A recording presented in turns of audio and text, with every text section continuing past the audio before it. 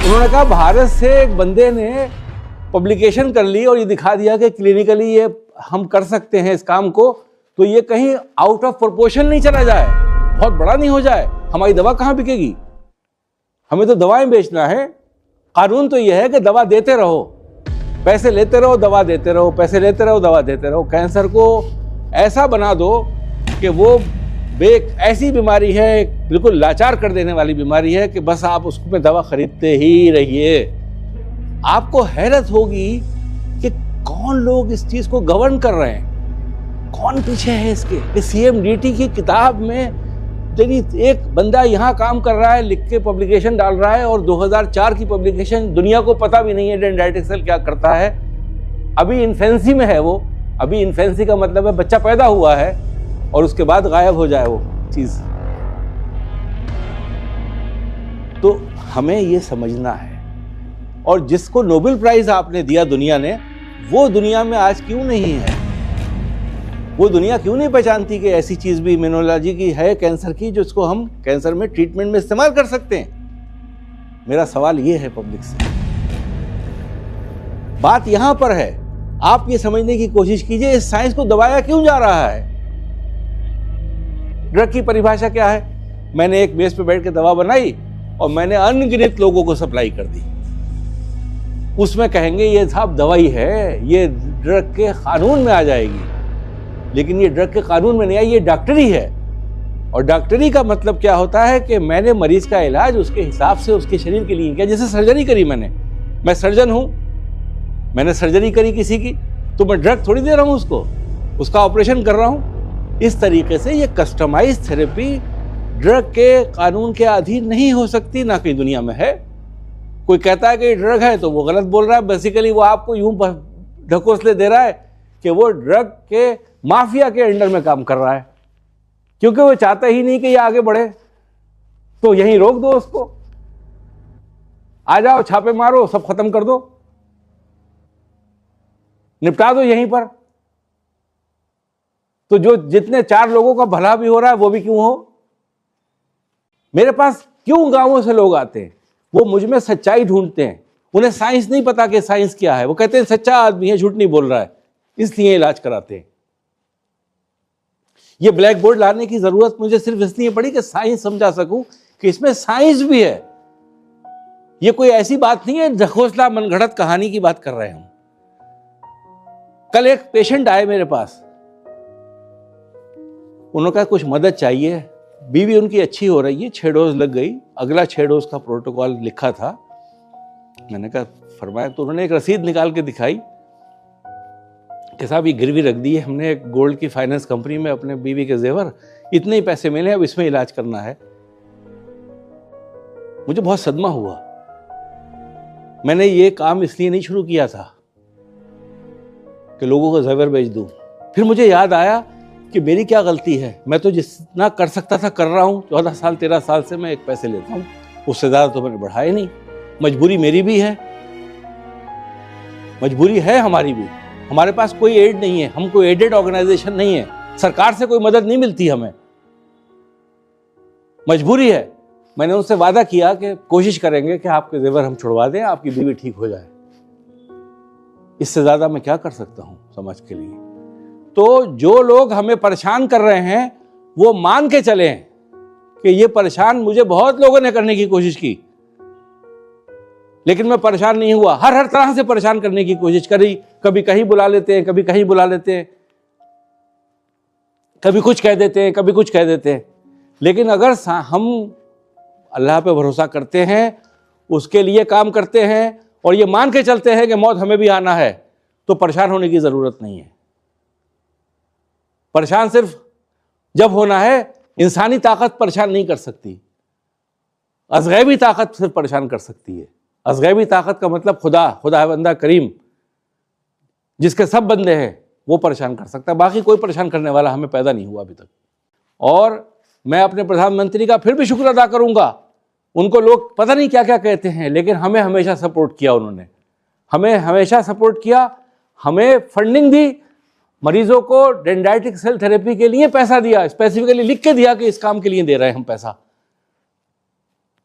जब मैंने एक साहब से बात करी तो कहने लगे हो ही नहीं सकता, आपको मिलेगा ही नहीं प्राइम मिनिस्टर ऑफिस से पैसा, वहां तो 20 लोगों का एक कॉन्फ्रेंस होती है, उसमें अप्रूव होता है, आपकी तो दवा अप्रूव नहीं है। मैंने कहा ये देखिए ये है कागज। चुप हो गए, बैठ गए, खामोश हो गए, चूंकि झूठ थोड़ी था। वहां की जो साइंटिस्ट होंगे जिन्होंने भी अप्रूव किया होगा, मैं तो किसी को नहीं जानता, लेकिन प्रधानमंत्री से तो मिले ना मुझसे, उन्होंने तो मुझसे कहा कि तुम इस काम को आगे बढ़ाओ। लेकिन कुछ लोग, उनको भी नहीं पता होगा कि बीच में परेशान करते हैं। हम परेशान होने वाले नहीं है। डेमोक्रेटिक सेटअप का मतलब ही ये होता है कि मुझे आज़ादी है, उन्होंने मुझे मौका दिया, लेकिन वो मुझे बचाने के लिए, हाथ पकड़ने के लिए नहीं आएंगे। अगर मेरे अंदर ताकत होगी तो मैं बच जाऊंगा, अगर सही होऊंगा रास्ते पे तो बचूंगा।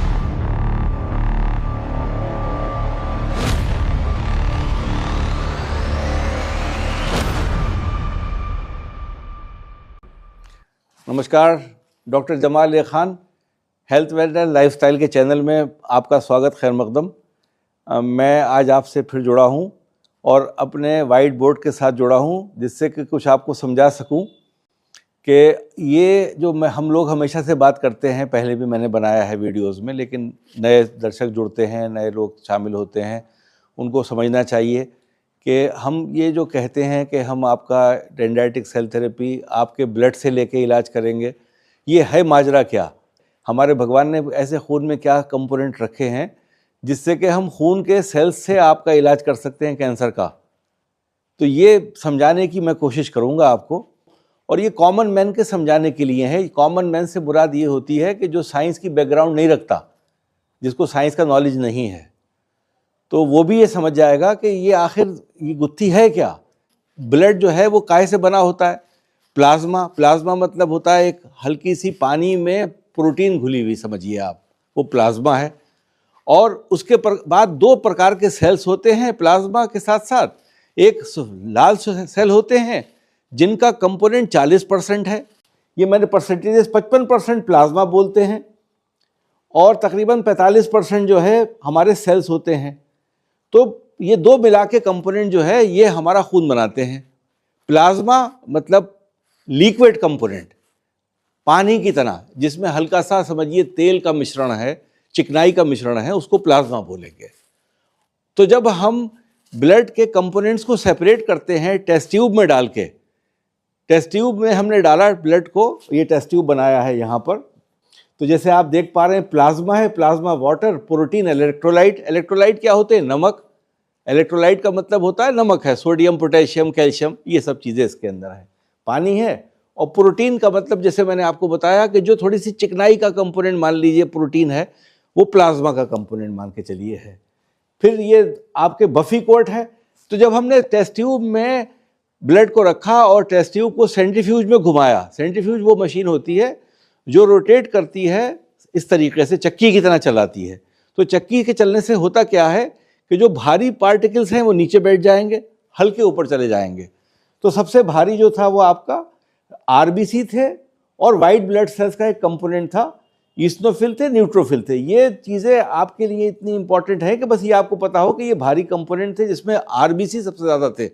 आरबीसी का काम क्या होता है? रेड सेल्स का, वो न्यूट्रिशन यानी ग्लूकोज को ब्लड में से जाके और टिश्यू पे छोड़ते हैं। यानी मेरा अंदर जो ग्लूकोज कंपोनेंट है वो ग्लूकोज को डिस्ट्रीब्यूट करा रहे हैं पूरे शरीर में। जो ईंधन है मेरा, पेट्रोल जो है मेरी बॉडी का, वो आरबीसी लेके जा रहे हैं, और आरबीसी वापस वहाँ से कंपोनेंट जो खराबी का है, यानी समझिए कि कार्बन डाइऑक्साइड भी है उसके अंदर, CO2 कंपोनेंट भी है उसके अंदर, यूरिया भी है, ये सारी चीज़ें वापस ले जाके छोड़ रहे हैं। तो आरबीसी का ये जो WBCs हैं वो क्या करते हैं? वो ढूंढते हैं बाहर के कीटाणुओं को नष्ट करने के लिए। तो अगर शरीर में कहीं कीटाणु कोई चला गया, वायरस आ गया, चीज़ आ गई, तो उसको वो नष्ट कर देंगे। न्यूट्रोफिल भी इसी तरीके के होते हैं, ईस्नोफिल भी यही काम करते हैं। न्यूट्रोफिल्स जो होते हैं वो वाइट ब्लड सेल्स जो पॉलीमर्स होते हैं जिनको हम बोलते हैं, उस डिटेल में भी यहाँ नहीं जाऊँगा मैं। तो दूसरा कंपोनेंट जो बफी कोट का है उसमें आते हैं प्लेटलेट। प्लेटलेट्स क्या करते हैं काम? प्लेटलेट्स जो है बेसिकली कोगुलेशन करते हैं, यानी मेरी नस फट गई यहाँ से और फिर थोड़ी देर बाद ब्लड रुक गया यहाँ आना, तो प्लेटलेट्स ने एक आके एक समझिए कोगुलम बना दिया, जमा हो गए उस जगह पे कि ब्लड रिलीज नहीं करेंगे। छोटा साइज होना चाहिए, जैसे मुंह में मेरे कट लग गया शेव करते में, या कहीं चोट लग गई या कील लग गई, तो वहाँ पर थोड़ी देर ब्लड आएगा, उसके बाद आपने देखा होगा रुक जाएगा। तो उसमें जो मेन कंपोनेंट होता है वो प्लेटलेट्स उस ब्लड को रोक देते हैं वहाँ पर आने के लिए। इसी में लिम्फोसाइट्स होते हैं, मोनोसाइट्स होते हैं, ये भी छोटे वाले सेल्स होते हैं। लिम्फोसाइट्स भी छोटे सेल होते हैं, वाइट ब्लड सेल का कंपोनेंट है, और मोनोसाइट भी छोटे होते हैं। माइक्रॉन्स में सब साइज होता है सेल्स का। सेल्स का जितना भी साइज है वो माइक्रॉन्स है। अगर आप डिक्शनरी में देखेंगे तो आपको पता चल जाएगा कि माइक्रॉन क्या होता है। अब साइंस ने ये पता किया कि ये डिफरेंट सेल्स हमारे शरीर में क्या क्या काम करते हैं। स्टीनमैन ने ये पता किया कि मोनोसाइट्स जो होते हैं वो बेसिकली हमारे सेल्स जो खराब होने लगते हैं शरीर में, जो एबनॉर्मल बिहेव करते हैं शरीर में, यानी कि कैंसर के पनपने वाले सेल, यानी कैंसर के शुरुआती सेल्स, उनको पकड़ के उन्हें ख़त्म कर देते हैं एक पर्टिकुलर प्रोसेस से, कि वो उसे रिकॉग्नाइज करें, उसको खा जाएं और अपने शरीर को बदल दें। मोनोसाइट्स की तरह वो नहीं रहे, अब वो गोल सेल्स नहीं रहे, वो डेंड्राइटिक सेल्स रहे, कि उनके ऊपर डेंड्राइट्स बन गए, और वो सेल्स ऐसे हो गए, कंपोनेंट हो गए कि उन्होंने एक पिक्यूलियर स्ट्रक्चर इख्तियार कर लिया, जिसको हम कहते हैं कि ये अब master cells of immune system हो गए। यानी एक हमारे शरीर में, अपने शरीर ने एक खराब सेल अगर बनाया अपना, बाहर के इन्फेक्शन से कैंसर नहीं हो रहा है, अपने अंदर का सेल अगर बिहेव कर रहा है एबनॉर्मली, जो उसका फंक्शन नहीं था या जो वो फंक्शन भूल गया, तो भगवान ने ये क्षमता रखी मोनोसाइट्स में, अल्लाह ने ये क्षमता रखी मोनोसाइट्स में कि वो मोनोसाइट्स उसको पहचान के उसे खा जाएंगे, और उसको जब वो खा जाएंगे तो खुद नहीं ख़त्म होंगे, बल्कि खुद मोर पावरफुल हो जाएंगे।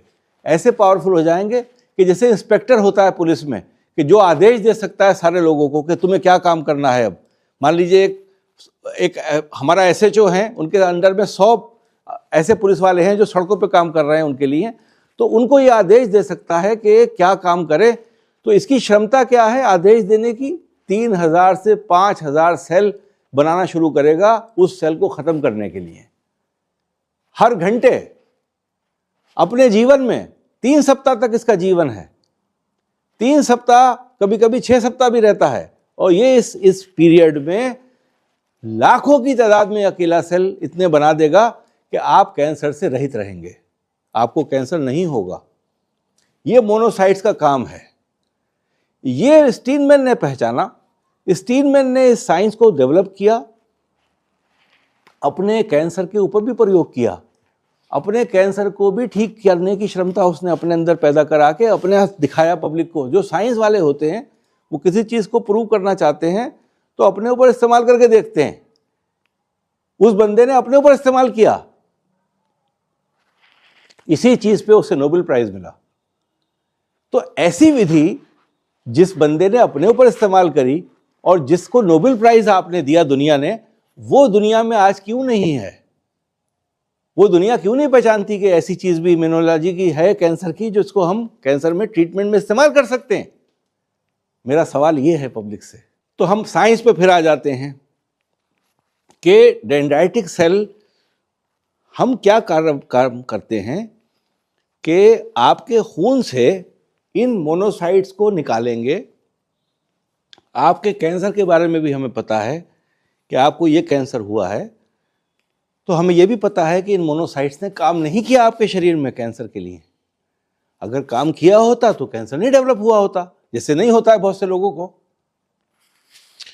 इन मोनोसाइट्स को लेबोरेटरी में कल्चर करके आर्टिफिशियल मीडियम्स में रख के डेंड्राइटिक सेल बनाएंगे, और डेंड्राइटिक सेल आपको वापस देते हैं, जिससे कैंसर ठीक होता है। ये विधि जो है ये हर जगह नहीं होती, हर जगह होना चाहिए। हर जगह क्यों नहीं होती? कि ये साइंस मेडिकल कॉलेज में सिखाया नहीं जाता। जो विभाग हैं हमने डेवलप कर दिए हैं इस किस्म के कि मेडिकल माइक्रोबायोलॉजी है, वो खाली इन्फेक्शन को देखते रहते हैं, ढूंढते रहते हैं कौन सा इन्फेक्शन है, क्या है। उनको आप कहते हैं क्लिनिकल साइंसेस। आप उसे क्लिनिकल साइंस नहीं बोलते, क्योंकि उनको आपने ऐसा लेबल दे दिया वो भी कहते हैं हम लेबोरेटरी मेडिसिन के आदमी हैं, खाली लैब में काम करते हैं।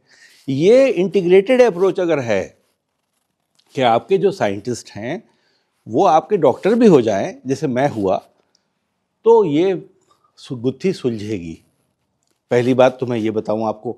अब दूसरी बात ये है कि जब मैं मोनोसाइट्स आपके लिए बना रहा हूं तो ये दूसरे के इस्तेमाल में नहीं जाएंगे। इस पर भी थोड़ी रोशनी में डालता हूं कि बेसिकली ब्लड जब हम किसी मरीज को देते हैं, मैंने ब्लड का आपने सुना होगा ना कि हमें ब्लड की ज़रूरत है, तो हमने किसी से ब्लड लिया, ऑपरेशन के वक्त में हीमोग्लोबिन कम हो गई तब ब्लड लेते हैं।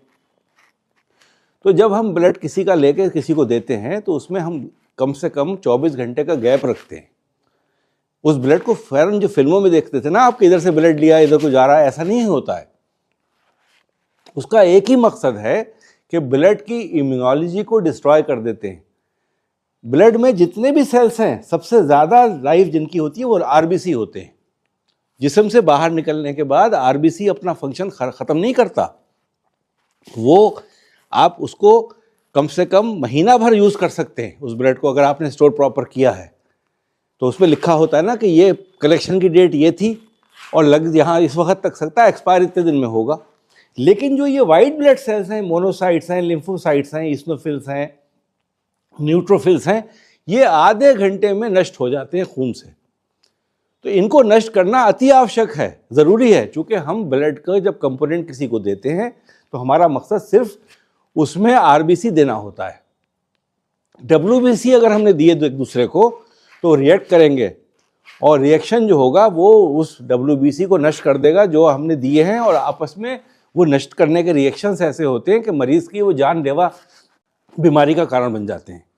तो हमारा जो खून है जब हम ट्रांसफ़र करते हैं किसी से दूसरे को, तो हम खाली डब्ल्यूबीसी का कंपोनेंट नहीं ट्रांसफ़र करते, चूँकि डब्ल्यूबीसी का कंपोनेंट भगवान ने हर आदमी का स्पेसिफिक बनाया है, उसे आप चेंज नहीं कर सकते, किसी दूसरे से लेके आप उधर नहीं डाल सकते।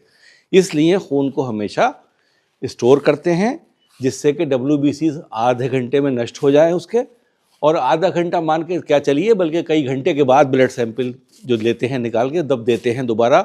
इन्फेक्शन भी देखते हैं कि उसमें इन्फेक्शन तो नहीं है। आपने सुना होगा हेपेटाइटिस बी है, HIV है, ये कंपोनेंट नहीं जाए, इनकी जांच भी होती है। और इस बीच में ये भी हम मान लेते हैं, हमें मालूम है कि हमने डब्ल्यूबीसी को ट्रांसफ़र नहीं किया। डब्ल्यूबीसी हर आदमी का स्पेसिफिक है। वाइट सेल का कंपोनेंट जो है वो उसका अपना दृष्टिकोण, अपना उसका परिभाषा, अपनी फिंगरप्रिंटिंग है, वो किसी से किसी को लेके नहीं देते हैं। आरबीसी सबके तकरीबन एक से होते हैं। आपको ब्लड ग्रुप पता है, ए का ए को देगा, बी का बी को देगा, AB है वो AB को देगा, O सबको दे सकता है या O अपने आप को देगा। तो ये हमारे AB ये ब्लड ग्रुपिंग सिस्टम है, वो अलग है। वो कंपोनेंट्स होते हैं, वो काय पे होते हैं, आरबीसी के ऊपर एक पर्टिकुलर स्ट्रक्चर डिफाइन किए जाते हैं कि ये स्ट्रक्चर है कि नहीं है, ये स्ट्रक्चर है कि नहीं है, उसके हिसाब से ब्लड ग्रुपिंग होती है। कुल लबो-लबाब ये है, बताने का मुद्दा जो सबसे इम्पॉर्टेंट बात बताना चाह रहा हूँ ये है कि आपके सफ़ेद सेल आपके अपने हैं, वो आपको ही मिलना है, आप ही के अपने यूज़ होंगे। अगर आपके शरीर में कोई इन्फेक्शन हो रहा है तो आपके अपने सेल्स ही उस इन्फेक्शन को ठीक करेंगे। अगर आपके अंदर कैंसर पनप रहा है तो दूसरे के वाइट सेल्स जाके आपके कैंसर को नहीं ठीक कर सकते। आपके अपने सेल्स को इस काबिल होना चाहिए कि वो कैंसर को ठीक कर सकें। तो हम उन सेल्स को कैसे ठीक करेंगे? उन सेल्स को बाहर निकालेंगे लेबोरेटरी में, उनको इस प्रकार का बनाएंगे जिस प्रकार के नेचर ने बनाए थे, केमिकल्स डाल के। आपके कैंसर की परिभाषा जो थी उस परिभाषा को भी उन्हें सिखाएंगे कि ये कैंसर है आपका, प्रोटीन इसके बेसिस पे हम इसको मैच्योर कर रहे हैं, जब वो मैच्योर हो जाएगा तो वापस डालेंगे। तो ये जो विधि है इसको हम डेंड्राइटिक सेल थेरेपी कहते हैं, कस्टमाइज थेरेपी कहते हैं, टेलर मेड थेरेपी कहते हैं, ये इन नामों से जानी जाती है। ये बेसिकली आपके कैंसर को ठीक करने की क्षमता रखती है, बल्कि आपके ना कि ये, बल्कि आपके फ्यूचर में कैंसर नहीं हो या देर तक हो नहीं हो, ये उसको भी डिफाइन करती है। अगर ये कंपोनेंट शरीर में बनना शुरू हो जाए नेचुरली डेंड्राइटिक सेल्स बार बार देने से, तो जो टी सेल्स आपके शरीर में बनते हैं इसके लिए वो बनते रहेंगे और कैंसर नहीं होगा। तो मैंने देखा है कुछ पेशेंट्स को 20 साल तक कैंसर नहीं होता है, डेंड्राइटिक सेल दे दिए, किसी किसी को लगता है कि नहीं जल्दी साल 2 साल में आ गया, लेकिन उससे कम पीरियड होता है। अगर वो खाली कीमो ले लें तो 3 महीने में आ जाएगा। अगर डेंड्राइटिक सेल लिया तो होता है साल में, 1.5 साल, 2 साल में आए। उसके लिए बूस्टर्स का भी तरीका है। हमने ये भी अब 20 साल में सर्च कर ली कि बूस्टर थेरेपी भी देते रहिए आप। भाई अगर आपने एक थेरेपी से आपका कैंसर ठीक हो गया और बीच में बूस्टर से आपका कैंसर ठीक रहता है तो वो भी कोई बुरी बात नहीं है। डायबिटीज़ में भी तो आप दवा रोज़ लेते हैं। डायबिटीज़ पूरी तरह ठीक नहीं होती है, अगर आप नहीं लेंगे तो आपकी डायबिटीज़ आप पे प्रकोप करेगी, परेशान कर देगी। तो इस तरीके से बूस्टर थेरेपी भी हम लोग देने लगे हैं। अब रहा सवाल ये कि इस डेंड्राइटिक सेल थेरेपी का इतना जो काम है, ये जिस तरीके से मैंने समझाया है, ये मेडिकल कॉलेजेस में टीचिंग में जब तक नहीं आएगा, जब तक उस्ताद पढ़ाएगा नहीं इसको स्टूडेंट को, तब तक प्रचलन में नहीं आएगा। और प्रचलन में जब कैसे आएगा कि जब मेडिकल बोर्ड भी ये बात तय करे कि हमें इसको पढ़ाना है। मेरी आमदनी पे कोई फ़र्क नहीं पड़ा, भारत तो बहुत बड़ा है, मैं तो खुद पढ़ाना चाहता हूँ। मैंने जाकर मेडिकल कॉलेजेस में स्पीचेस में कहा कि जो माइक्रोबायोलॉजी के लोग मुझे बुलाते थे कि आप लोग हमारे साथ जुड़िए, इस काम को सीखिए और इस काम को बढ़ाइए आगे, जिससे कि लोगों को लाभ हो, लोगों को फ़ायदा हो। तो ये एक तो दूसरी चीज़ क्या है, इसको आप किस पर कैटेगरी में रखेंगे? क्या ये मेडिसिन की कैटेगरी में जाएगी?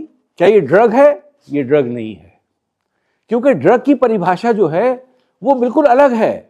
ड्रग वो होती है जो एक ही अमाउंट में सबको देके एक सा काम करे। इसमें क्या होता है, मैंने भाई एक मिस्टर ए के लिए बनाया डेंड्राइटिक सेल और फिर मिस्टर बी के लिए बनाया डेंड्राइटिक सेल, तो दोनों के ब्लड के कंपोनेंट अलग हैं, दोनों के सेल्स का मात्रा अलग है, दोनों का कैंसर अलग है। तो दोनों एक दूसरे से विपरीत हो सकते हैं, दोनों का कोई आपस में लेन देन नहीं होगा। किसी के सेल्स बनेंगे 100 मान लीजिए, किसी के बनेंगे 90, तो कंपोनेंट इक्वल नहीं रहा। स्टोरेज बहुत लंबी नहीं है इनकी, किसी दूसरे को नहीं लग सकते। ड्रग की परिभाषा क्या है, मैंने एक मेज पे बैठ के दवा बनाई और मैंने अनगिनत लोगों को सप्लाई कर दी। उसमें कहेंगे ये साहब दवाई है, ये ड्रग के कानून में आ जाएगी, लेकिन ये ड्रग के कानून में नहीं आई, ये डॉक्टरी है। और डॉक्टरी का मतलब क्या होता है कि मैंने मरीज का इलाज उसके हिसाब से उसके शरीर के लिए किया, जैसे सर्जरी करी मैंने। इस तरीके से ये कस्टमाइज थेरेपी ड्रग के कानून के अधीन नहीं हो सकती, ना कहीं दुनिया में है। मुझे तो वो बात याद आती है जब current medical diagnosis and treatment में मैं किताब पढ़ता था, आज से ज़माने पहले 2004 में, तो CMDT हम बोलते थे, current medical diagnosis and treatment, बाहर से छपती है वेस्ट से।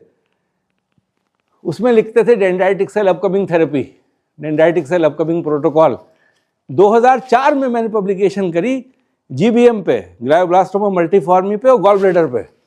दोनों 1 साल के अंदर पब्लिकेशन, सिंगल केस रिपोर्ट बोलते हैं कि हमने 2 मरीजों को सक्सेस देखा, उनकी सर्वाइवल स्पैन बहुत बढ़ गया। तो मैंने केस स्टडी करी, पढ़ा, पब्लिश किया हिंदुस्तान से।